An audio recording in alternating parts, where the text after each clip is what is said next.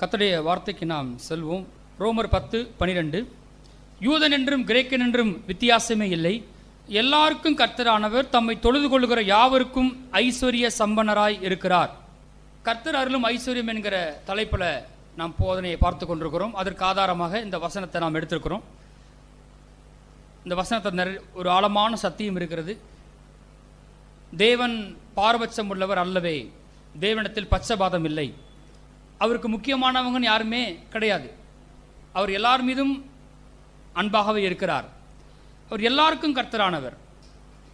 அவர் சொல்றாரு, அப்படிப்பட்டவர் யூதன் என்றும் கிரேக்கன் என்றும் வித்தியாசமே இல்லை, எல்லாருக்கும் கர்த்தரானவர் தம்மை தொழுது கொள்ளுகிற யாவருக்கும் ஐஸ்வர்ய சம்பன்னராய் இருக்கிறார். இங்கே எத்தனை பேர் கர்த்தரை தொழுது கொள்கிறீர்கள்? எத்தனை பேர் கர்த்தரை சேவிக்கிறீங்க? ஆமே. அவர் உங்களுக்கு ஐஸ்வர்ய சம்பன்னராய் இருக்கிறார். ஐஸ்வர்ய சம்பன்னர்னா ஐஸ்வர்யத்தை அளவில்லாமல் கொடுக்கிறவராய் இருக்கிறார். இன்றைக்கு ஒரு சத்தியத்தை நான் காண்பிக்க இருக்கிறேன். அங்கே போகலாம். உபாகம் 8:18. உன் தேவனாய கர்த்தரை நினைப்பாயாக, அவரே உன் பிதாக்களுக்கு ஆணையிட்டு கொடுத்த தம்முடைய உடன்படிக்கையை உறுதிப்படுத்தும்படி இந்நாளில் உனக்கு உண்டாயிருக்கிறது போல ஐஸ்வர்யத்தை சம்பாதிக்கிறதற்கான பலனை உனக்கு கொடுக்கிறவர். ஆண்டவரை பற்றி ஒரு வார்த்தை போட்டிருக்கு. அவர் தான் ஐஸ்வர்யத்தை சம்பாதிக்கிறதற்கான பலனை உனக்கு கொடுக்கிறவர். எவ்வளோ ஸ்பெசிஃபிக்காக போட்டிருக்கு பாருங்க. எல்லாம் சொல்லுவோம், ஐஸ்வர்யத்தை சம்பாதிக்கிறதற்கான பலனை எனக்கு கொடுக்கிறவர். உங்களுக்கு கொடுப்பார், எனக்கு கொடுப்பார். ஆமென். சம்பாதிக்க பலன் கொடுக்கிறவராக இருக்கிறார். ஆமென். கர்த்தர் உங்களை சம்பாதிக்க வைப்பார். உடனே என்ன தோணுது அப்படின்னா, சம்பாதிக்கிறதுன்னு சொன்ன உடனே நான் பண்ணுறது அப்படி தான் அனைவருக்கு தோணும். ஏன்னா நான் தான் படிக்கிறேன், நான் தான் வேலைக்கு போகிறேன், நான் தான் ஊழியம் பண்ணுறேன், நான் தான் தொழிலை பண்ணுறேன், நான் தான் இவ்வளோ பிரயாசப்படுறதுனால அப்போ என்ன தோணுதுன்னா நான் தான் சம்பாதிக்கிறேன் அப்படின்னு தோணுது. இல்லை, அப்படி இல்லை. நான் சொல்கிறேன், சம்பாதிக்கிறதுக்கு பலனை அவர் உங்களுக்கு கொடுக்குறார். ஆமாம், உண்மை தான். நீங்கள் படிக்கிறீங்க, வேலைக்கு போகிறீங்க, ஊழியம் பண்ணுறோம், சில பொறுப்புகளை செய்கிறோம்.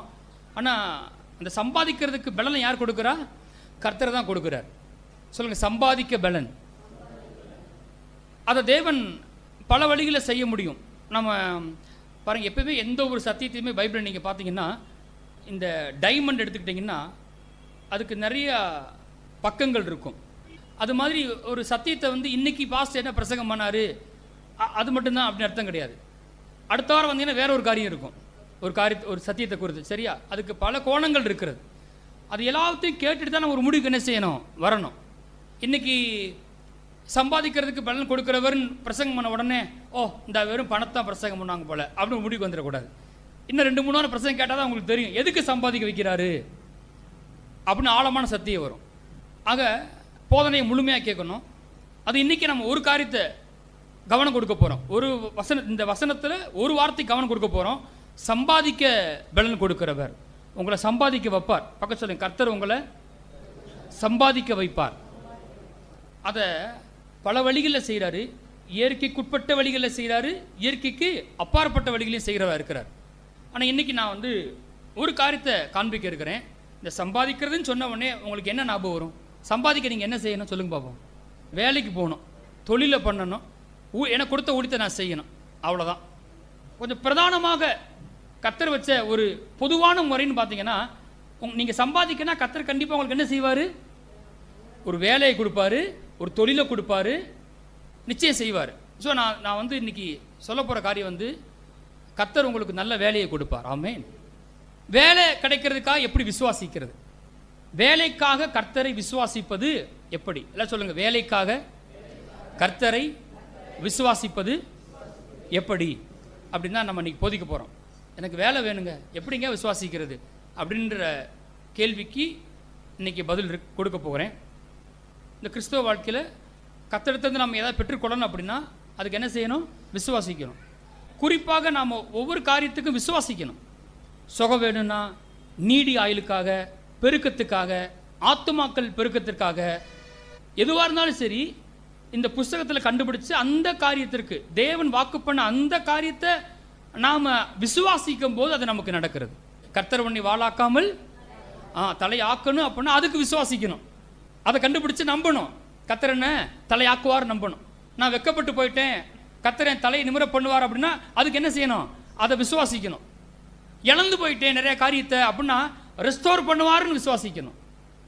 எது இந்த புஸ்தகத்தில் இருக்குதோ அதை கண்டுபிடிச்சு நாம் அதை விசுவாசிக்கும் போது அதை நம்ம என்ன செய்கிறோம்? பெற்றுக்கொள்கிறோம். எல்லாருக்கும் ஒரே பைபிள் தான், ஆனால் யார் அதை கண்டுபிடிச்சு விசுவாசிக்கிறோம் அது என்ன செய்ய அவங்களுக்கு நடக்கிறது. அப்படின்னு சொல்கிறீங்க. அப்போ சரி, எப்படி விசுவாசிக்கிறது அப்படின்னு சொன்னால் ரொம்ப முக்கியம்.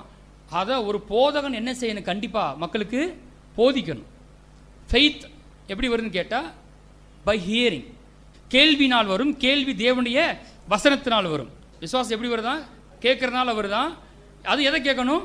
தேவனுடைய வசனத்தை கேட்கறதுனால வரும் போட்டிருக்கு. இன்னைக்கு பிரசங்கம் வந்து ஒரு விசுவாசத்தை உண்டாக்கும். கர்த்தர் என்ன நல்ல வேலை ஸ்தலத்தில் கொண்டு போய் நிறுத்துவார் என்பதை இப்போ இருந்து என்ன செய்யணும்? விசுவாசிக்கணும். இப்போ தான் ஃபஸ்ட் இயர் படிக்கிறேன், இப்போ தான் தேர்ட் இயர் படிக்கிறேன், இப்போ தான் ஸ்கூல் முடிச்சிருக்கிறேன், இருந்த வேலை போச்சு பாஸ்டர், என்ன சுச்சுவேஷன் எனக்கு தெரியாது, ஆனால் ஒன்று சொல்ல போகிறேன், கர்த்தர் உங்களுக்கு நிச்சயம் ஒரு வேலையை வாங்கி தருவார் அப்படின்றத நாம் பார்க்க போகிறோம். எத்தனை பேர் ரெடியாக இருக்கிறீங்க? போகலாமா? அங்கே போங்க. ஆதியாகமம் 2ஆம் அதிகாரம் 15ஆம் வசனத்தை வாசிப்போம். தேவனாய கர்த்தர் மனுஷனை ஏதேன் தோட்டத்தில் அழைத்து கொண்டு வந்து அதை பண்படுத்தவும் காக்கவும் வைத்தார். நிறைய வசனங்களை பார்க்க போகிறோம். நீங்கள் வந்து இந்த ஒவ்வொரு வசனத்திலேருந்து சில காரியங்களை சொல்லும்போது உங்களுக்கு ஒரு வெளிச்சம் வரும்.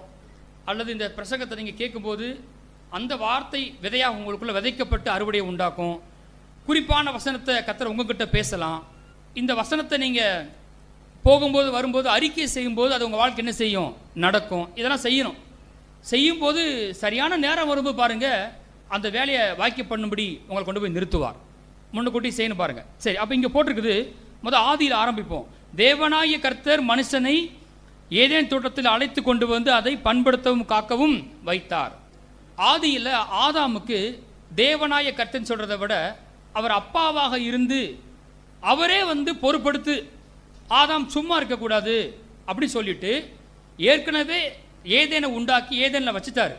திரும்பவும் பார்த்தீங்கன்னா பர்டிகுலராக ஒரு விஷயத்தை செய்கிறார். நீங்கள் முன்னாடி வாசித்து பாருங்கள். ஒரு நதி புறப்பட்டு 4 பெரிய ஆறுலாயிட்டுன்னு போட்டிருக்குது.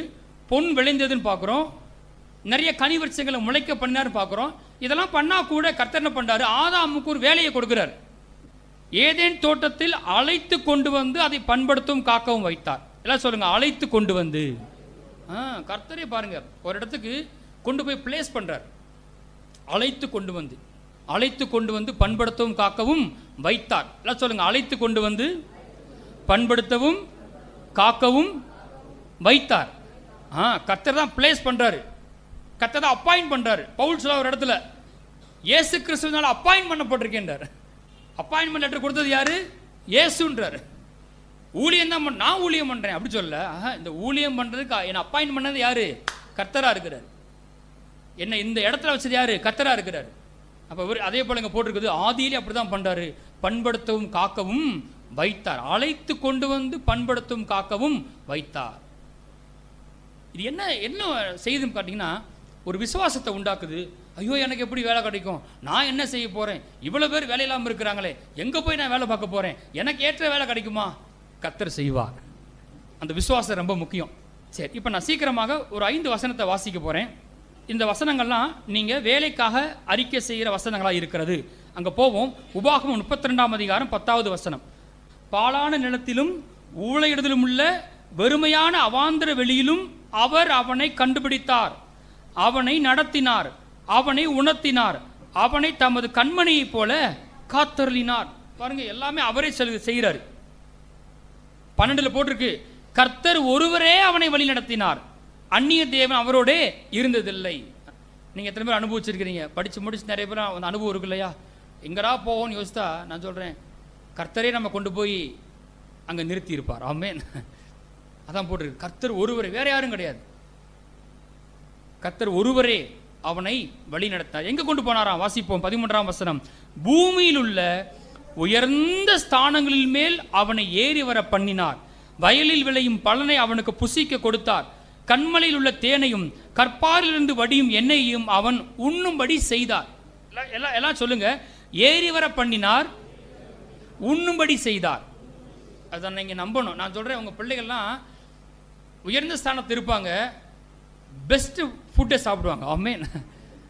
அப்படி தான் கொண்டு போய் நிறுத்துவார் ஆண்டவர். சில நாட்கள் ஆரம்ப நாட்களில் கொஞ்சம் சிரமத்தை அனுபவிக்கிற மாதிரி இருக்கலாம். ஆனால் அப்போ அவங்க கர்த்தரை பிடிச்சிக்கிட்டாங்க அப்படின்னா, நான் சொல்கிறேன், இந்த வசனத்தை கர்த்தர் நிறைவேற்றுவார். பூமியிலுள்ள உயர்ந்த ஸ்தானங்களின் மேல் அவனை ஏறி வர பண்ணினார். வாசிப்போம் ஏசாயா 58:14. சீக்கிரமா போங்க. அப்பொழுது கர்த்தரில் மனமகிழ்ச்சியாய் இருப்பாய், பூமியில் உயர்ந்த இடங்களில் உன்னை ஏறி இருக்கும்படி பண்ணி, உன் தகப்பனாகிய யாக்கோபுடைய சுதந்திரத்தால் உன்னை போஷிப்பேன், கர்த்தருடைய வாய் இதை சொல்லிற்று. வாக்குத்தத்தங்கள்லாம் கிறிஸ்துவுக்குள் ஆமென்றும் ஆமேன் என்றும் இருக்கிறது போட்டிருக்குது. சில வேளைகள் பைபிளை படிக்கும்போது இந்த வாக்குத்தத்தம் எங்கே வந்திருக்குது, என்ன செய்ய சொல்லி கர்த்தர் சொல்லாருன்னு நம்ம செஞ்சோம்னா அது ரொம்ப நல்லது. முதல்ல பிரதானமாக என்ன நம்புன்னு கேட்டிங்கன்னா, வாக்குத்தத்தங்களை வந்து இயேசு சிலுவையில் ரத்தத்தை சிந்தி எனக்காக சம்பாதித்திருக்கிறார். ஆமென். அப்போ நான் அதை என்ன செய்யலாம், அதை நம்பலாம். அது எனக்குரியது. அது உங்க போட்டிருக்குது, பூமியின் உயர்ந்த இடங்களில் உன்னை ஏறி இருக்கும்படி பண்ணி. சொல்லுங்க, பூமியின் உயர்ந்த இடங்களில். வேலையை ஆரம்பிக்கும் போதே ஒரு சிரமமான வேலையில் நீங்கள் இருக்க மாட்டீங்க. கர்த்தர் உயர்ந்த இடத்துல வைப்பார். ஒரு அதிகாரம் பண்ணுற இடத்துல வைப்பார் கர்த்தர். ஒரு கீழான பொசிஷனில் இருக்கிறது ரொம்ப நாள் இருக்காது. கர்த்தர் சீக்கிரம் உங்களை உயர்த்துவாராக. ஆமென். யோசேப்பு அப்படி தான் அடிமை வேலை பார்த்துட்டு இருக்கிறான். கொஞ்ச நாளில் என்ன ஆகி போச்சு கேட்டிங்கன்னா, போத்திபார் அவனை பார்த்து வீட்டுக்கு விசாரணை கர்த்தனாக மாற்றிட்டான். அந்த வார்த்தையை நம்பணும். ஏன்னா மனுஷன் அப்பத்தினாலே மாத்திரமல்ல, கர்த்தர் வாயிலிருந்து புறப்படும் ஒவ்வொரு வார்த்தையும் பிழைப்பான். அப்போ அந்த உயர்ந்த இடங்களில், பூமியின் உயர்ந்த இடங்களில் அவனை ஏறி இருக்கும்படி பண்ணி. மறுபடியும் எல்லா வசத்தை நீங்கள் பார்த்தீங்கன்னா, நீங்கள் ஏறிக்கிறீங்க அப்படின்னு போடலை, நீங்கள் சாப்பிட்டுக்கிறீங்க, நீங்கள் ஏறிக்கிறீங்கன்னு போடல. ஏறி வர பண்ணி உண்ணும்படி செய்தார், பண்படுத்தும் காக்கவும் வைத்தார். பார்த்தீங்க, இது ஃபுல்லாமே வந்து இந்த வசனம் வந்து நம்முடைய விசுவாசத்தை என்ன செய்யுது, கர்த்தர் மேலே வைக்குது. நான் இல்லை, கர்த்தர் வாக்கு பண்ணியிருக்காரு. வாக்கு பண்ண கர்த்தர் எனக்கு இப்படி செய்வார் என்று என்ன செய்கிறோம், நம்புறதுக்கு பேர் தான் விசுவாசம். நான் என்ன செய்கிறேன், கர்த்தரை சார்ந்து கொள்கிறேன். இந்த காரியத்தை நடப்பதற்காக நான் என்ன பண்ணுறேன், கர்த்தர் மேலே சாய்ந்து, அவர் வார்த்தையை சார்ந்து கொள்கிறேன். அதான் விசுவாசம். எப்படி நடக்க போகுது, எப்படி கிடைக்க போகுது அப்படின்னு யோசிக்காம, கர்த்தர் சொல்லியிருக்காரு, எனக்கு செய்வார். ஆமென். அங்கே வாசிப்போம் 2 சாமுவேல் 22ஆம் அதிகாரம் 34வது வசனம். எனக்கு வேலை கிடைக்குமா பாஸ்டர் அப்படின்னு கேட்டீங்கன்னா அதுக்கு ஒரு வசனம் இருக்கு. 2 சாமுவேல் 22ஆம் அதிகாரம் 34. அவர் என் கால்களை மான்களுடைய கால்களை போலாக்கி என் உயர் தலங்களில் என்னை நிறுத்துகிறார். என் உயர் தலம், எனக்குன்னு ஒரு வேலையை கர்த்தர் குறித்து வச்சிருக்காரு. எனக்குன்னு ஒரு அழைப்பு, எனக்குன்னு ஒரு நோக்கம், நான் என்ன செய்ய வேண்டும் என்ன செய்ய கர்த்தர் முன் குறித்திருக்கிறார். அதான் இங்கே போட்டு, என் உயர்தலங்களில் என்னை நிறுத்துகிறார். என் உயர்தலம், எல்லாம் சொல்லுங்க, என் உயர்தலம். ஆபகுக் 3:19. ஆண்டவராகிய கர்த்தர் என் பெலன், அவர் என் கால்களை மான் கால்களை போலாக்கி உயரமான ஸ்தலங்களில் என்னை நடக்க பண்ணுவார். என்ன அந்த பொசிஷனுக்கு உயர்த்துறார் கர்த்தர். வந்து பெரிய பெரிய இடத்துக்கு கர்த்தர் கொண்டு போறார். அதுக்கு அவரே பலனா இருக்கார். ஆண்டவராகிய கர்த்தர் என் பலன், அவர் என் கால்களை மான் கால்களை போலாக்கி உயரமான ஸ்தலங்களில் என்னை நடக்க பண்ணுவார். நீங்கள் இந்த மலை எடுத்து, உயர் மலையோ பாட்டு இல்லை, உயரமான மலை இருக்குது சரியா, அதில் யானை ஏறினா எப்படி ஏறும், ரொம்ப கஷ்டம் மேலே எப்படி ஏறுறது. ஆனால் மான் என்ன செய்யுது, நல்லா ஸ்ட்ரென்த்தாக இருக்குது, உயரமாக மேலே அது ஏற முடியும். அப்போ அது ஏதோ விஷயம் இருக்குது. அதான் கர்த்தர் சொல்றார், ஆண்டவராய் கர்த்தர் என் பலன், அவர் என் கால்களை என்ன கால்கள் ஆக்கின்னு போட்டிருக்கு, மான் கால்களை போல ஆக்கின்னு போட்டிருக்கு. உயரமான ஸ்தலங்களில் என்னை நடக்க பண்ணுவார். எக்ஸ்பெக்ட் பண்ணுங்க, வேலை கிடைக்கும். வேலை கிடைச்சவங்களுக்கு எக்ஸ்பெக்ட் பண்ணுங்க. நீங்கள் ஒரு இடத்துல இருந்தீங்கன்னா அங்கே ஒரு பொசிஷனுக்கு மேலே இன்னொரு பொசிஷன் கர்த்தர் உங்களை உயர்த்துவாராக. ஆமென். ஒரே இடத்துல இருக்க மாட்டீங்க. அதான் அங்கே போட்டிருக்கு, உயரமான ஸ்தலங்களில் என்னை நடக்க பண்ணுவார். அப்படின்னா ஒன்றில் நடப்பீங்க, திரும்ப என்ன செய்வீங்க, அடுத்த பொசிஷனுக்கு போவீங்க. ஸ்டாக்னண்டா ஒரே இடத்துல இருந்துட மாட்டீங்க. கர்த்தர் என்ன செய்வார், அடுத்த இடத்துக்கு கொண்டு போவார்.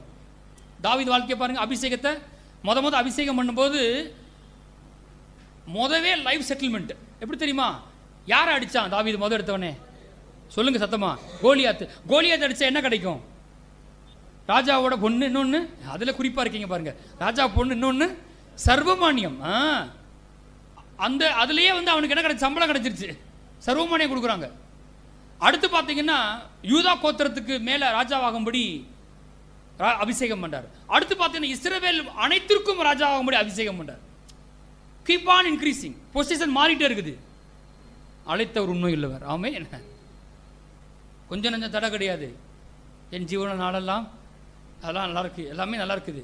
நீங்கள் தாவீது வாழ்க்கை கொஞ்சம் வாசித்து பாருங்க.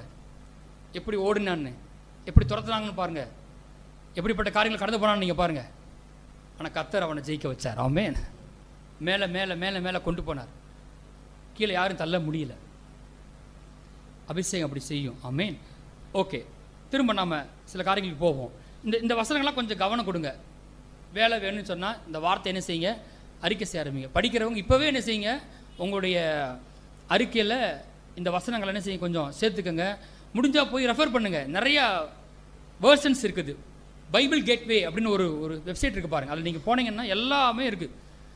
அதை வச்சு என்ன செய்யுங்க, கொஞ்சம் ஆழமாக படிக்கணும்னு நினச்சிங்கன்னா அந்த வசனத்தை சர்ச் பண்ணி ஒவ்வொரு இதுலேயும் என்னென்ன வருது, சிலதெல்லாம் அது இருக்குது. லிவிங் பைபிள் இருக்குது, த மெசேஜ் பைபிள் இருக்குது. அதெல்லாம் ரொம்ப அற்புதமாக இருக்கும். த மெசேஜ் அப்படின்னு ஒரு வேர்ஷன் இருக்குது பாருங்கள், வித்தியாசமாக இருக்கும். அதுவே கொஞ்சம் கண்ணை திறக்கும். ஆம்பிளிஃபைடு பைபிள் இருக்குது. அந்த விரிவாக்கப்பட்ட ஆங்கில வேதம் பார்த்தீங்கன்னா எக்ஸாக்டாக வந்து எபிரேய பாஷையில் என்ன விளக்கம் இருக்குன்னு எழுதியிருப்பாங்க. நீங்கள் ஏதாவது ஆங்கில பைபிள் வாங்கினீங்கன்னா, இப்போ அது தேவையில்லாமல் போச்சு. இப்போ ஹார்ட் காப்பி வாங்குறது குறைஞ்சி போச்சு. வாங்கினீங்கன்னா ஒருவேளை நீங்கள் என்ன செஞ்சுக்கலாம், அந்த ஆம்பிளிஃபைடு பைபிள் வாங்கிக்கலாம் பாருங்கள். அது வாங்கலாம். லிவிங் பைபிள் வாங்கலாம். அது உங்கள் விருப்பம், உங்கள் சாய்ஸ். ஆனால் எல்லாமே எதில் இருக்குது, நெட்டில் இருக்குது. அப்போ ஒரு வசனத்தை படிக்கணும்னு நீங்கள் என்ன செய்யுங்க, எல்லா வசனத்தையும் எல்லா வருஷத்துலையும் போட்டு பாருங்கள். வாசிக்க வாசிக்க உங்களுக்கு தனிப்பட்ட அறிவு என்ன செய்யும், உண்டாக ஆரம்பிக்கும். நீங்கள் ஆழமாக அதை நம்ப ஆரம்பிப்பீங்க. இந்த வசனத்தை கர்த்தர் செய்வார், எனக்கு உறுதிப்படுத்தான்ற ஒரு விசுவாசம் உங்களுக்கு என்ன செய்யும், எழும்ப ஆரம்பிக்கும். அப்போ இந்த வசனத்தெல்லாம் நீங்கள் உங்களுடைய அறிக்கையாக மாற்றிக்கொள்ளுங்கள். இப்போ நம்ம போவோம் திரும்ப ஆதியாகமம் 8ஆம் அதிகாரம் 22ஆம் வசனத்தை எடுத்துக்கொள்ளுங்க. பூமியுள்ள நாளளவும் விதைப்பும் அறுப்பும் சீதளமும் உஷ்ணமும் கோடை காலமும் மாரி காலமும் பகலும் இரவும் ஒளிவதில்லை என்று தம்முடைய உள்ளத்தில் சொன்னார். எப்போ சொன்ன வசனம் இது? நோவா காலத்தில் ஜலப்பிரளயம் வந்து அழிச்சாச்சு. ஏன்னா எல்லா மனுஷனுடைய இருதயத்தினுடைய சிந்தனைகள் நித்தமும் பொல்லாத என்று கண்டுன்னு போட்டிருக்கு. வேறு வழியே இல்லாமல் போச்சு. கர்த்தருக்கு வந்து அந்த காலகட்டத்தில் சர்வத்தையும் அழிக்க வேண்டிய சூழ்நிலைக்கு தள்ளப்பட்டார். நோவா ஒரு குடும்பத்தாரும் கர்த்தரை நேசித்தாங்க. அதனால நோவாக்கு கிருபை கிடைச்சது. அவங்க மூலமாக கர்த்தர் தம்முடைய திட்டத்தை ஆரம்பித்தார். அந்த குடும்பத்தையும் ஜீவராசிகளையும் காப்பாற்றினார். இப்போ அவங்கெல்லாம் ஜலமெல்லாம் வற்றின பின்பு எல்லாரும் வெளியே வர்றாங்க. இப்போ என்ன செய்ய போகிறோம், ரொம்ப மோசமான சூழ்நிலையாக இருக்குன்னு சொன்னவனே கர்த்தர் வந்து எடுத்தவனே நான் உனக்கு அதிசயம் பண்ணுவேன்னு சொல்லலை. ஒரு கவனிங்க, ஒரு விஷயம் சொல்றாரு. பூமியுள்ள நாளளவும் விதைப்பும் அறுப்பும் ஒளிவதில்லை என்று தம் உள்ளத்தில் சொன்னார். கர்த்தர் உன்னை சொல்லிட்டார் அப்படின்னா அது என்ன செய்யும், ஒரு பிரமாணமாக மாறிடுச்சுன்னு அர்த்தம். You cannot change it. வந்து வாழ்க்கையில் பிரமாணத்தின்படி வாழ கற்றுக்கொள்ள வேண்டும். சில பேர் எப்பயுமே ஆணு மண்ணா மாதிரி அற்புதத்தை காத்துட்டே இருப்பாங்க. மிராக்கிள் மிராக்கிள் மிராக்கிள்னுவாங்க. கர்த்தர் கண்டிப்பாக மிராக்கிள் பண்ணுவார். இயற்கைக்கு அப்பாற்பட்டத்தில் நம்மளை போஷிப்பார். செய்கிற தேவன் தான், நம்ம இல்லைன்னு சொல்லலை. ஆனால் ஒரு ஸ்டேபிளான க்ரோத் எப்போ வரும்னு கேட்டிங்கன்னா, கிராஜுவலாக படிப்படியாக கர்த்தர் நியமித்த பிரமாணத்தின்படி நம்ம வாழும்போது அங்கே கர்த்தர் அபரிவிதமான பெருக்கத்தை கட்டளையிடுவதாக இருக்கிறார். ஆமென். அப்போ கர்த்தர் நோவாட்ட சொல்லுவார், ஒரு வார்த்தை சொல்லுவார், விதைப்பும் அறுப்பும். எல்லாம் சொல்லுங்க, விதைப்பும் அறுப்பும். இதை பிடிச்சிக்கிறணும். இதை வந்து நேச்சுரல் வேர்ல்ட்லேயும் பண்ணணும், ஸ்பிரிச்சுவல் வேலையும் அதை அப்ளை பண்ணணும். இந்த விதைப்பும் அறுப்பும் என்ற பிரமாணம் என்ன செய்யுது, உலக பிரகாரமாக வேலை செய்யுது, ஆவிக்கிற விதத்திலையும் வேலை செய்யுது. அதை நம்ம சொல்கிறோம், வேலைக்கு போகிறோம், விதைக்கிறோம், அறுக்கிறோம். அன்றைக்கி காலகட்டத்தில் அக்ரிகல்ச்சர் தான் இருந்துச்சு, அதை செஞ்சாங்க. அல்லது ஆடு மேய்க்கிற தொழில் இருந்துச்சு, ரெண்டையும் பண்ணிக்கிட்டு இருந்தாங்க. அது உலக பிரகாரமான ஒரு காரியம். இன்றைக்கி நீங்கள் வேலைக்கு போகிறீங்க, நாங்கள் ஊழியம் பண்ணுறோம், ஏதோ ஒவ்வொருத்தரும் ஒரு காரியத்தை செய்கிறோம், விதைக்கிறோம். அது வந்து ஒரு இயற்கை பிரகாரமான காரியத்தை செஞ்சுக்கிட்டு இருக்கிறோம். அதே மாதிரி பாருங்கள், ஸ்பிரிச்சுவலாக பாருங்கள், கர்த்தருக்கு விதைக்க சொல்கிறோம் பணத்தை. உன் பொருளாலும் உன் எல்லா விளைவின் முதற் பலனாலும் என்னை கனம் பண்ணு அப்படின்றார். ஒரு பக்கம் வேலை இப்படி இருக்குது, இன்னொரு பக்கம் இப்படி வேலை செய்யுது. விதைச்சா என்ன செய்யும், அறுவடை வரும். இந்த பிரமாணம் ரெண்டு பக்கம் வேலை செய்யுது. புரிஞ்சுக்கிறணும். பெருக்க வேணும்னா எதை ஃபாலோ பண்ணணும், விதைப்பும் அறுப்பும். சும்மா இருந்தால் காரியம் என்ன செய்யாது, மாறாது. ஊழியம் இருக்குது, ஊழியம் பெருகுன்னா சும்மாவே உட்காந்து தானே செய்ய, ஊழியம் பெருகாது. என்ன செய்யணும், விதைக்கணும். என்ன விதைக்கணும்? சுவிசேஷத்தை விதைக்கணும். பணத்தை செலவழித்து சுவிசேஷத்தை கொண்டு போகணும். சுவிசேஷத்தை உள்ளங்களில் விதைக்கணும். உண்மையில மனுஷன் பரிபூர்ண ஆசீர்வாதங்களை பெறுவான். தன்னிலத்தை பயிரிடுகிறவன் ஆகாரத்தால் திருப்தி ஆவான். நம்மளை தேவன் எங்க வச்சிருக்காரு? நம்மளை என்ன செய்ய சொன்னாரு? அதை செய்யணும். என்னை கர்த்தர் இங்க வச்சிருக்காரு, இதை செய்ய சொல்றாரு, அதை ஃபோக்கஸ் பண்ணணும். பண்ணா கண்டிப்பா கர்த்தர் உயர்த்துவார். ஆமென். பரிபூர்ண ஆசீர்வாதம் வரும். டைம் எடுக்கும், ஈஸி கிடையாது, ஆனால் கண்டிப்பாக நடக்கும். விதைப்பும் அறுப்பும். ஆதியாகமம் 24:1 வாசிங்க. ஆபிரகாம் வயது சென்று முதிர்ந்தவனானான். வாசிப்போம். கர்த்தர் ஆபிரகாமை சகல காரியங்களிலும் ஆசீர்வதித்து வந்தார். வயசாகி போச்சு, ரிட்டையர் ஆயிருன்னு சொல்லல, என்ன போட்டிருக்குது? முதல் வயசாயிட்டாரு, ஆனால் என்ன பண்ணாரு? கர்த்தர் ஆபிரகாமை சகல காரியங்களிலும் ஆசீர்வதித்து வந்தார். ஒன்று மாற்றி ஒன்று ஒரு காரியத்தை செய்ய செய்ய என்ன பண்ணாரு? பிளஸ் பண்ணிட்டே வர. அப்போ ஆபிரகாம் சும்மா இல்லை, ஆபிரகாமை கர்த்தர் சகல காரியங்களிலும் அப்படின்னா என்னமோ பண்ணிருக்காருன்னு அர்த்தம். அவங்க செய்கிற காரியத்தை கர்த்தர் பிளஸ் பண்ணியிருக்கிறார். ஆபிரகாம் சகல காரியங்களில் ஆசீர்வதிச்சு வந்தாராம். அதே போல் ஈசாக்கு என்ன பண்ணாரு? விதையை விதைச்சாரு. ஈசாக்கு கர்த்தர் சொன்ன தேசத்தில் போய் என்ன செய்கிறாரு? விதையை விதைக்கிறார். விதையை விதைத்தான், அதனால அறுவடை இல்லை, கர்த்தர் அவனை ஆசீர்வதித்ததினார். ஐஸ்வர்யத்தை சம்பாதிக்கிறதுக்கான பலனை கொடுக்கிறவர். அவன் ஐஸ்வர்யவனாகி வர வர விருத்தியடைந்து மகா பெரியவனானான். ஈசாக்கு உன்னை செய்ய கர்த்தர் பிளஸ் பண்ணியிருக்கார். வாசிப்போம். ஆதியாகமம் 31 42 இந்த 20 வருஷ காலம் உம்முடைய வீட்டிலே இருந்தேன். 14 வருஷம் உம்முடைய 2 குமார்த்திகளுக்காகவும் 6 வருஷம் உம்முடைய மந்தைக்காகவும் உம்மிடத்தில் சேவித்தேன். 10 முறை என் சம்பளத்தை மாற்றினார். ரொம்ப ஒர்ஸ்டான ஒரு முதலாளி. ஒருத்தர் போய் வேலை பார்க்குறாரு, அநியாயம் பண்ணுறான், சம்பளத்தை 10 முறை மாற்றுறான், கூட்டலை, குறைக்கிறான். ஆனால் அடுத்தவர் பேசுகிறார். வாசிப்போம். அங்கே போட்டிருக்கு 42 என் பிதாவின் தேவனாகிய ஆபிரகாமின் தேவனும் ஈசாக்கின் பயபக்திக்குரியவரும் என்னோடு இராமற் போனால் நீர் இப்பொழுது என்னை வெறுமையாய் அனுப்பிவிட்டிருப்பீர். தேவன் என் சிறுமையையும் என் கை பிரயாசத்தையும் பார்த்து நேற்று ராத்திரி உம்மை கடிந்து கொண்டார் என்று சொன்னான். இவன் ஒரு எத்தன் தந்திரக்கார ஆளு, எப்படியாவது ஆசீர்வாதத்தை வாங்கிக்கலான்னு திட்டம் போடுற ஆளு. அப்படிலாம் ஒன்றும் நடக்கலை. தலைமையில் சர்வபலோட ஆசீர்வாதத்தை சுமந்து கொண்டு, காணக்கூடாத பிளஸிங்கை சுமந்து கொண்டு லாபான் வீட்டுக்கு போகிறான். அங்கே போய் வேலை பார்க்குறான். உண்மையாக வேலை பார்த்தோம். மேலே வாசித்து பார்த்தீங்கன்னா இரவும் பகலும் வேலை பார்க்குறான். உண்மையாக இருக்கிறான். கடவுள் கொடுத்த வேலையை உண்மையாக செஞ்சுட்டே வர்றான். எஜமான் ஏமாற்ற பார்க்குறான். ஆனால் அவன் எஜமான கிடையாது, கர்த்தர் எஜமானா இருக்கிறார். ஆமென். அவர் சொல்ற, நான் உன் கை பிரயாசத்தை பார்த்தேன். உங்ககிட்ட ஒப்புவிக்கப்பட்ட அந்த ஆடுகளுக்கு நீ எவ்வளோ கவனமாக இருந்த? ஒரு ஆடு தானே, செத்தா செத்து போகுது அப்படின்னு இல்லை, நீ ரொம்ப கவனமாக இருந்த, நான் பார்த்தேன். அதை பார்த்து நான் செய்கிறேன். நேற்று ராத்திரியிலே கர்த்தர் உம்மை கடிந்து கொண்டார். நன்மையை தவிர தீமை ஒன்றும் பேசாத. எதை பார்த்தாரு? பிரயாசம். அப்போ அதான் நான் சொன்னேன் இல்லையா, பிரசங்கம் தமிழ் ஒரு வார்த்தை இருக்குது, அனந்த ஞானம்னு போட்டிருக்கு பைபிளில். கர்த்தர் ஞானம் எப்படிப்பட்ட ஞானமா? அனந்த ஞானம்னா பல்வேறு கோணங்கள் உடையது. நம்ம ஒரு கோணமாக சிந்திப்போம் இல்லையா, ஒரு பார்வையாக சிந்திப்போம். ஆனால் தேவன் திங்க் பண்ணுறது எப்படி இருக்கும்? மல்டிபிள் வேஸாக இருக்கும். அனந்த ஞானம் உள்ள தேவன், எல்லா விதமும் யோசிக்கிற கர்த்தர். அது மாதிரி பிரசங்கம் இன்னைக்கு என்ன சொல்கிறேன், பிரதானமாக கர்த்தர் நமக்கு ஒரு வேலையை கொடுக்குறாரு, அந்த வேலையில் உயர்த்துகிறார், நம்மளை ஆசீர்வதிக்கிறார். ஆமென். நம்மளை சபதரிக்க வைக்கிறார், சம்பாதிக்க வைப்பார். வேலையெல்லாம் இருக்க மாட்டீங்க நீங்கள், நான் சொல்கிறேன் இயேசு நாமத்தினால உங்களுக்கு நல்ல வேலை கிடைக்கும். அது அவர் கொடுக்குற ஆசீர்வாதம். வாசிப்போம். சங்கீதம் 128:1 கர்த்தருக்கு பயந்து அவர் வழிகளில் நடக்கிறவன் எவனோ அவன் பாக்கியவான்.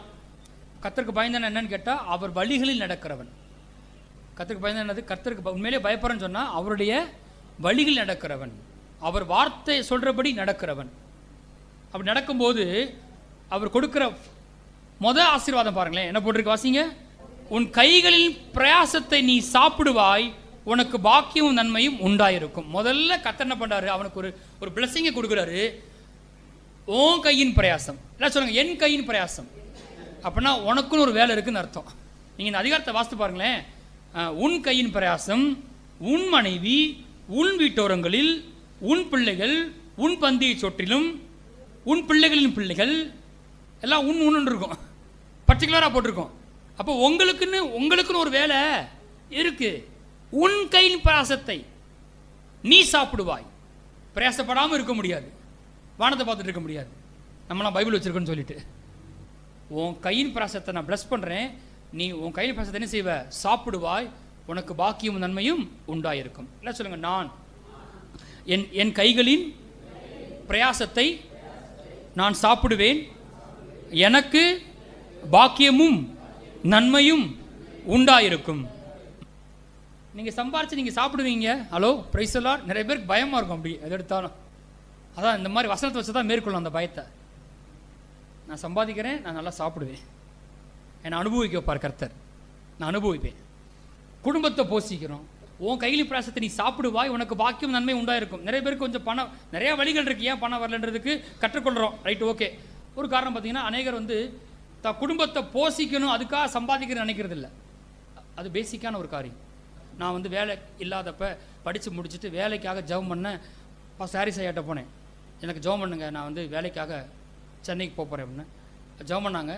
என்ன சொல்லணும் அப்படின்னு சொன்னால் இப்படி தான் சொன்னாங்க, என் கையிலையும் பிரயாசத்தை நான் சாப்பிடுவேன். நீங்கள் பொதுவாக வசனத்தை சொல்லுங்கள், பர்டிகுலராக எங்கே போகணுமோ கர்த்தர் கொண்டு போயிடுவார். ஆமென். நான் எந்த கம்பெனியில் வேலை பார்க்க போகிறேன், என்னவா இருக்க போகிறேன், எந்த ஊரில் இருக்க போகிறேன்றது அது கர்த்தர் நடத்துவார். அது பைபிளில் போடலை. ஹலோ, பைபிளில் போட்டிருக்காது. எங்கே வேலை பார்க்கணும்னு போட்டிருக்கா? அது போட்டிருக்காது. ஆனால் நம்ம ஜென்ரலாக நம்ம வந்து கர்த்தர் வார்த்தை நம்பும்போது பரிசுத்த ஆவியானவர் உங்களுக்குள்ளாக இருக்கிறார், அவர் உங்களை நடத்துவார். கரெக்டாக எந்த ஊருக்கு கொண்டு போவார். அங்கே வாசிப்போம், யோபு 1ஆம் அதிகாரத்துக்கு போவோம், 9ஆம் வசனத்தை வாசிப்போம். அதற்கு சாத்தான் கர்த்தருக்கு பிரதித்திரமாக, யோபு விருதாவாகவா தேவனுக்கு பயந்து நடக்கிறான். அன்றைக்கே பார்த்தோம், கர்த்தருக்கு பயந்து நடந்தால் என்ன வரும்? கண்டிப்பாக பெருக்க வரும், ஆசீர்வாதம் உண்டாகும், நன்மை நடக்கும், பணம் வரும்னு பார்த்தோம். கர்த்தருக்கு பயந்து நடக்கிற அந்த ஆவிக்குரிய வாழ்க்கை இப்போ போட்டிருக்கு. 10ஆம் வசனத்தை வாசிங்க. என்ன பண்ணாராம்? நீர் அவனையும் அவன் வீட்டையும் அவனுக்கு உண்டான எல்லாவற்றையும் சுற்றி வேலடிக்கவில்லையோ? வாசிப்போம். அவன் கைகளின் கிரியையை ஆசீர்வதித்தீர், அவனுடைய சம்பத்து தேசத்தில் பெருகிற்று. பர்டிகுலர் போட்டிருக்கு பார்த்தீங்களா? யோபு கிழக்கத்தை புத்து எல்லாரும் பார்க்கலும் பெரியவனா இருந்தானா. பிசாசு சொல்றான், கண்டுபிடிச்சு சொல்றான், முதல்ல பாதுகாத்தீரு, அதுக்கப்புறம் என்ன செஞ்சிரு? அவன் கைகளின் கிரியைகளை ஆசீர்வதித்து. இவ்வளவு இருந்திருக்கு அப்படின்னா யோபு எதையோ செஞ்சிருக்கிறாரு, அதை கர்த்தர் பிளஸ் பண்ணியிருக்கார், சபதரிச்சிருக்கார். தாவீது வந்து அடிக்கடி சொல்றாரு, ஆலயத்துக்காக சபதரித்தேன். சொல்லுங்க, சபதரித்தேன், சம்பாதிப்பேன். சொல்லுங்க, சம்பாதிப்பேன். கர்த்தர் உங்களை சம்பாதிக்க பாருங்க, கர்த்தர் உங்களுக்கு நல்ல வேலையை தருவார். ஆமென். யோபுவோட வீட்டில் போய் பார்த்துட்டு சாத்தான் சொல்றான், அவன் கைகளின் கிரியையை ஆசீர்வதித்தார். எல்லாம் சொல்லுங்க, கர்த்தர் என் கைகளின் கிரியைகளை ஆசீர்வதிக்கிறார். நீங்க செய்யறத கர்த்தர் ஆசீர்வதிப்பார். அப்போ எல்லாருமே பாருங்க, ஆபிரகாமா இருக்கட்டும், ஈசாக்கா இருக்கட்டும், யோபுவா இருக்கட்டும், யோசேப்பை குறித்து வீட்டில் போய் வாசித்து பாருங்க. ஆதியாகமம் 39 போட்டிருக்குது. அடிமையாக வேலை பார்க்குறான். போத்திபார் வந்து என்ன பண்ணுறாரு? ஒரு விஷயத்தை பார்க்குறாரு, அவன் செய்கிற யாவற்றையும் கர்த்தர் வாக்கியம் பண்ணுகிறார். அவன் அடிமையாக இருந்து ஒரு வேலை செய்கிறான், அதை கர்த்தர் என்ன பண்ணுறாரு? வாக்கியம் பண்ணுறாராம். ஜெயிலில் போடுறாங்க. யோசேப்பு சிறைச்சாலை எதை செய்தானோ அதை கர்த்தர் வாக்கியம் பண்ணார் போட்டிருக்கு. எதை செய்தானோ அதை கர்த்தர் வாக்கியம் பண்ணார். என்ன சொல்லுங்க? எதை செய்தானோ அதை கர்த்தர் வாக்கியம் பண்ணினார். சும்மா இல்லை, ஜெயிலையும் வேலை பார்க்குறாரு, அடிமையாக இருக்கும்போது வேலை பார்க்குறாரு, போத்திபார் வீட்லையும் வேலை பார்க்குறாரு, அப்புறம் வீட்டுக்கு விசாரணை கர்த்தனாக்குறாரு. ஆனால் கர்த்தர் உயர்த்தினார் பாருங்க, எகிப்துக்கு அதிபதியாக மாற்றிட்டார். ஆமென். சங்கீதம் 1:1 போட்டிருக்குது, அவன் நீர்க்கால் ஓரமாய் நடப்பட்டு தன் காலத்தில் தன் கனியை தந்து இலையுதா இருக்கிற மரத்தை போல் இருப்பான். சத்தமாக சொல்லுங்க, அவன் செய்வதெல்லாம் வாய்க்குன்னு போட்டிருப்பான். அப்போ ஒன்றை செய்யணும். புதிய ஏற்பாட்டுக்கு நீங்கள் வந்தீங்கன்னா மற்ற 25 அது வருது. கர்த்தர் வந்து 3 பேர் அழைச்சி 5 தாலந்து 2 தாலந்து 1 தாலந்தை கொடுத்துட்டு போனார். திரும்பி வரும்போது அவங்க அதை கொண்டு வியாபாரம் பண்ணி எவ்வளவு சம்பாதிச்சாங்கன்னு பார்க்கறதுக்காக திரும்ப வராராம். எல்லாருக்கும் தாளந்து கொடுத்துருக்காரு, 5 தாலந்து 2 தாலந்து 1 தாலந்து. திரும்ப வராரு, கொடுத்துட்டு போயிட்டாரு. திரும்ப எதுக்கு வரான்னு கேட்டால், அவன்கிட்ட கொடுத்ததை வச்சு வேற என்ன சம்பாதிச்சான், அதை கொண்டு வியாபாரம் பண்ணி வேற என்ன சம்பாதிச்சான்னு பார்க்க வராரு போட்டிருக்கு பைபிள். அப்போ நம்மகிட்ட கொடுத்ததை வச்சு ஒரு விஷயத்தை செய்யும்போது அதை கர்த்தர் பிளஸ் பண்ணுறாரு. அந்த பெருக்கத்தை கர்த்தர் எதிர்பார்க்கிறார். 5 10 சந்தோஷப்படுறார். சம்பாதிக்கிறது நான் சம்பாதிக்கிறேன் இல்லை, பைபிள் இடத்துல போட்டிருக்குது, கூலியை சம்பாதிக்கிறவன் பொத்தல் பையில் போடுறது போல என்ன செய்கிறானா, சம்பாதிக்கிறானா. சம்பாதிச்சு என்ன பண்ணுறான், பொத்தல் பையில் போட்ட மாதிரி இருக்குதான். ஆனால் ஆண்டவர் சொல்லுவார், நீங்கள் முதல்ல என்ன செய்யுங்க, கர்த்தரை தேடுங்க, கர்த்தர் ஆலயத்தை கட்டுங்க, மலை மேலே ஏறுங்க, மரத்தை வெட்டுங்க, கர்த்தர் ஆலயத்தை கட்டுங்க, இல்லை கர்த்தர் பிரியமாக இருப்பார் அப்படி சொன்ன உடனே ஏற்கனவே கூலியை சம்பாதிக்கிறவன் தான் அவன். சம்பாதிச்சு கூலியை வாங்கி பையில் போட்ட பொத்தல் பையில் போட்ட போய் கீழே வந்துடுது. சம்பாதிக்கிறதான் செய்கிறான், ஆனால் என்ன போச்சு, கீழே விழுந்து போச்சு. ஆனால் இப்போ கர்த்தர் சொல்கிறாரு, இன்று முதல் நான் உங்களை ஆசீர்வதிப்பேன். வெறுமனே சம்பாதிக்கிறேன் அப்படின்றதில் மீன் பாட்டக்கூடாது. ஆமாம், சம்பாதிக்கிறேன், சம்பாதிக்க பலனை அவர் கொடுக்குறார்.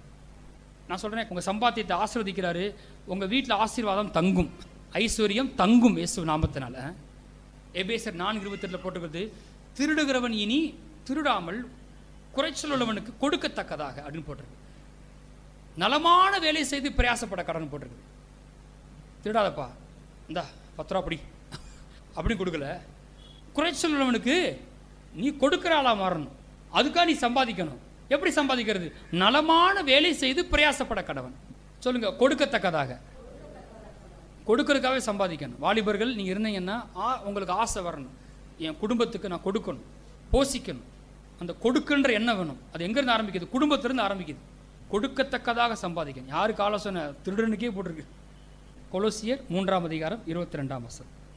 வேலைக்காரரே, எத்தனை பேர் இங்கே வேலை செய்கிறீங்க, கைத்துக்குங்க பார்ப்போம். வேலை செய்கிறீங்களா, வேலைக்காரரே அப்படின்னு சொல்லுங்க. வேலைக்காரரே, சரீரத்தின்படி உங்கள் எஜமான்களாக இருக்கிறவர்களுக்கு எல்லா காரியத்திலையும் கீழ்ப்படிந்து நீங்கள் மனுஷருக்கு பிரியமாக இருக்க விரும்புவர்களாக பார்வைக்கு ஊழியம் செய்யாமல் தேவனுக்கு பயப்படுவர்களாக கபடமில்லாத இதயத்தோடு ஊழியம் செய்யுங்கள். பார்த்தீங்களா, இந்த கடவுளுக்கு பயப்படுறதுன்னு சொல்கிறோம் இல்லையா. என்ன, எப்படி பயப்படுறது, அடிச்சோராலும் பயப்படுறது கிடையாது. இங்கே போட்டிருக்கு, ஒரு வேலை ஸ்தலத்தில் வேலை செய்யும்போது கூட பார்வைக்காக ஊழியம் செய்யாமல் கர்த்தர் பார்க்க ஊழியம் செய்கிறது அவருக்கு பயப்படுறது. ஒரு ஊழியத்தை பண்ணுறோம் அப்படின்னா பார்வைக்காக பண்ணாமல் கர்த்தர் பார்த்துட்டு இருக்காருன்னு பண்ணுறோம். பார்த்தீங்களா, அதான் கர்த்தருக்கு பயப்படுறது. உண்மையாக இருக்கு, எப்பவுமே கற்றுக்கொள்ளணும். கர்த்தர் உங்களை ஒரு வேலையில் வைப்பார், வச்ச இடத்துல முதல்ல என்ன செய்யணும், உண்மையாக இருக்கணும். அவரே எடுத்துகிட்டு போகிறோம், உயர்த்துவார் உங்களை. வாசிப்போம் 23. ஏன்னு கேட்டால், நீங்கள் கர்த்தராகிய கிறிஸ்துவை சேவிக்கிறதினாலே சுதந்திரமாகிய பலனை என்ன போட்டிருக்கு, கர்த்தராலே பெறுவீர்கள் என்று. உங்களுக்கு சம்பளம் கொடுக்குறது யாரு, கர்த்தர்னு போட்டிருக்கு. பலனை யார் கொடுக்குறாராம், கர்த்தர் கொடுக்குறாராம். அதனால என்ன பண்ணுங்க, வாசிப்போம் 24. எதை செய்தாலும் அதை மனுஷர்களுக்கென்று செய்யாமல் கர்த்தருக்கென்றே மனப்பூர்வமாய் செய்யுங்கள். Praise the lord. ஆமென். வேலையில் இப்படித்தான் இருக்குன்னு சொல்லி போட்டிருக்கு. இது ஒரு பொதுவான வழி. எல்லாருக்குமே, எல்லார் வாழ்க்கையிலுமே கடவுள் ஐஸ்வர்யத்தை கொடுக்கணும்னு நினைச்சாருன்னா கண்டிப்பாக முதல்ல என்ன கொடுப்பாரு, சத்தமாக சொல்லுங்க, வேலையை கொடுப்பார். உங்களை அழைத்து கொண்டு போய் பண்படுத்தும் காக்கவும் வைப்பார். எழுந்திருப்போம். நன்றி ஆண்டவரே. ஒரு சின்ன விசுவாசம் என்னை கர்த்தர் சம்பாதிக்க வைப்பார். சின்ன விசுவாசம், பெரிய பிரசங்கம் பண்ணல, நான் எளிமையான விசுவாசம். நான் வெறுமையான ஆளாக இருக்க மாட்டேன். படிக்கிறவங்க ஆழமாக பதிச்சுக்கிறணும். எனக்கு ஏற்ற வேலையை கர்த்தர் ஆயத்தம் பண்ணி வச்சுருப்பார். நான் சம்பாதிப்பேன். ஒரு ஆழமான விசுவாசம். நான் படித்த எனக்கு வேலை கிடைக்கும். ஆமென்.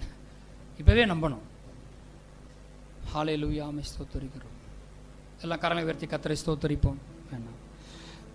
Thank you daddy. கேட்ட வசனத்துக்காக உம்மை துதிக்கிறோம் ஐயா.